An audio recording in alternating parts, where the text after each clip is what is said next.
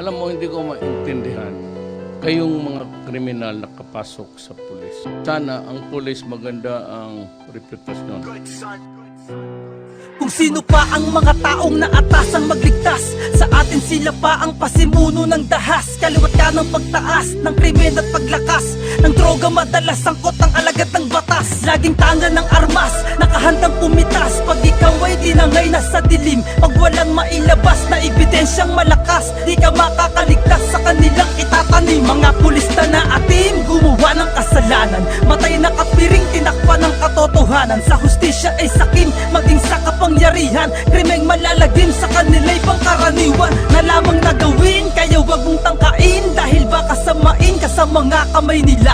Umandusay sa lansangan na may balot ang muka, wag tularan ng nakasulat sa karatula. Silang nagmamanipula sa pagbagal at pagbilis, pag-usad ng katarong ay pilit na nililihis. Kung sino pang mga kagalang-galang magbihis, sila pa tong masasama, kaya wag nang magmalinis. Imahin yung huwad sa isip namin ay lumatay pag sinabing pulis, iligal at mamamatay. Ilan sa inyong hanay garapal at hindi ka respeto. Kayo ang anis sa inyong departamento, katulad nyo'y kayang silawin ng pusing. Kung kaya't marami ang nababali, walang daing. Ikaw ang babalik na rin, lalabas na sa larin. Sa kasong di mo ginawa, ikaw pa ang madidiin. Silang ugat ng mga panlalamang at pandurugas, hindi mo halata, walang bakas sa bawat hugas ng kamay. Kung kaya't maraming buhay ang inutas, nawawang Pilipinas, pinamahaya ng mga hudas. Tiwala ay nawala sa ating mga kapulisan, dahil yung iba ay mas masahol pa sa tulisan. Sa dami ng nakukulimbat, di mo kailangan limusan, magkabilaan ng bulsa, nag-uupapaw ang laman. Kaya tiwala ay nawala sa ating mga kapulisan,